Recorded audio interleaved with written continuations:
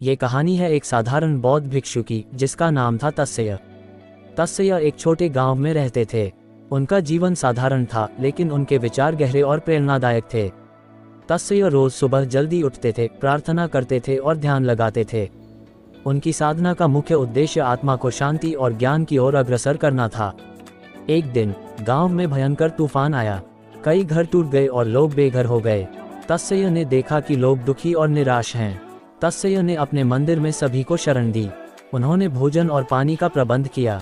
उनके करुणा और सहानुभूति ने लोगों को नई ऊर्जा दी।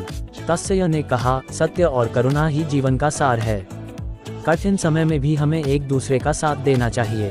उनकी बातें सभी के दिल में गूंज उठीं। इस कहानी से हमें ये सीखने को मिलता है कि जीवन में कठिनाइयां आएंगी, लेकिन करुणा और एकता से हम उन पर काबू पा सकते हैं।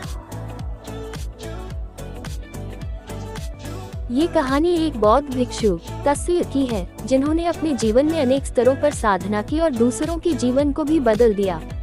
तस्सेय का जन्म एक छोटे से गांव में हुआ था। उनका परिवार बहुत साधारण था, लेकिन उनकी मां हमेशा उन्हें सही मूल्य सिखाती थी। तस्सेय शुरू से ही जिज्ञासु थे। बचपन में ही उन्होंने जिज्ञासा के चलते बौद्ध धर्म की शिक्षाओं के बारे में सुना। जब वह बड़े हुए तो उन्होंने निर्भीकता से गांव के बौद्ध मठ में जाने का निर्णय लिया। तस्सेय के माता पिता को ये बात समझ में नहीं आई, लेकिन उन्होंने अपने बेटे के सपने का सम्मान किया। मठ में पहुंचते ही तस्सेय को कठोर नियमों का सामना करना पड़ा। उन्हें सुबह 4 बजे उठकर प्रार्थना करनी होती थी, उसके बाद ध्यान और फिर दिन भर की साधना। शुरुआत में ये सब उनके लिए बहुत कठिन था। उनके सहभिक्षु उन पर हंसते थे, लेकिन तस्सेय की कठोर मेहनत ने उन्हें कमजोर नहीं किया। उन्होंने अपने मन में ठान लिया कि उन्हें सिद्धि प्राप्त करनी है। धीरे धीरे तस्सेय ने ध्यान में गहराई हासिल की और उनका मन हर दिन शांति की ओर अग्रसर होता गया। कुछ वर्षों बाद तस्सेय ने महसूस किया कि साधना का असली मतलब केवल खुद के लिए ही नहीं होता।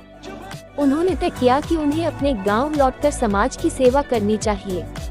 गांव लौटते ही उन्होंने अपने अनुभवों को साझा करना शुरू किया। उन्होंने छोटे बड़े समारोहों में भाग लिया और अपनी शिक्षाएं देने लगे। उन्होंने गांव के बच्चों को ध्यान और योग के महत्व के बारे में सिखाया। एक दिन गांव में भयंकर बुखार फैला। लोग बीमार होने लगे और डॉक्टरों की कमी हो गई। गांव में एक तरह की हाहाकार मच गई। तस्सेय ने इस संकट को देखा और उन्होंने तुरंत एक योजना बनाई। उन्होंने गांव के लोगों को एकत्र किया और कहा, हम सभी को मिलकर इस बीमारी से लड़ना होगा। हमें एक दूसरे का समर्थन करना चाहिए। तस्सेय ने अपनी साधना से मिले ज्ञान का उपयोग करके लोगों को मानसिक रूप से मजबूत किया। तस्सेय ने गांव के अन्य भिक्षुओं के साथ मिलकर बीमारों की देखभाल की। उन्होंने अपनी क्षमता से अधिक मेहनत की। न केवल उन्होंने इलाज किया, बल्कि उन्होंने गांव वालों में आशा और साहस का संचार भी किया। उनकी करुणा ने गांव में एक नया जीवन भर दिया। धीरे धीरे लोग ठीक होने लगे और गांव ने फिर से खुशियों का सामना किया। इस घटना ने तस्सेय को और अधिक ज्ञानी बना दिया। अब वह समझ चुके थे कि ज्ञान का असली प्रयोग समाज की भलाई के लिए होता है। उन्होंने अपने अनुभवों को लिखना शुरू किया और लोगों को प्रेरित करने के लिए पुस्तकें प्रकाशित की। उनकी किताबें पूरे इलाके में प्रसिद्ध हो गईं। लोग उनसे सीखने आने लगे। तस्सेय ने अपनी बातें सुनाते हुए कहा, जीवन का हर पल एक सीख होता है। हमें इसे अपनाना चाहिए और दूसरों के साथ बांटना चाहिए।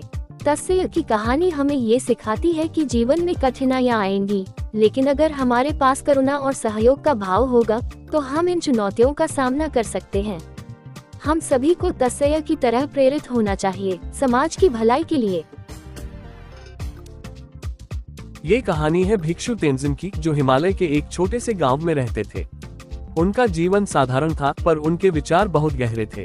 तेंजिन ने बचपन से ही अपने माता पिता को कठिनाइयों का सामना करते देखा। उन्होंने समझा कि जीवन में सुख और दुख दोनों हैं, और हमें इनसे कैसे निपटना है, ये हमें स्वयं ही तय करना होता है।